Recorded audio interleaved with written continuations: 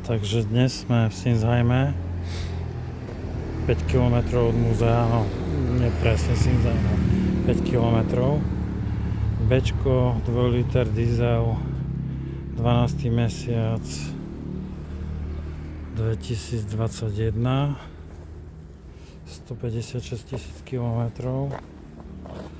Samozrejme už to má Renault asi motor, ale to je Mercedes, si ho sám tam robí, takže veľa ľudí je s tým motorom veľmi spokojných. Dokonca v Nemecku tie auta tu taxikujú.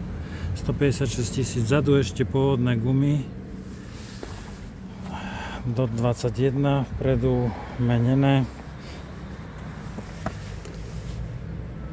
0,325, všade pôvodný lak sa hýbe v bielej farbe okolo 100-120 mikronov. Auto veľmi pekné,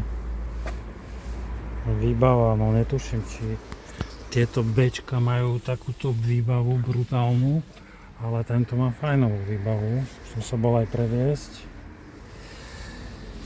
8-stupňový automat, takže to je tá lepšia voľba za mňa.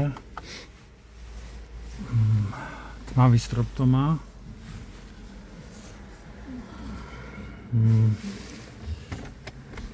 Servisná knižka elektronická je tu.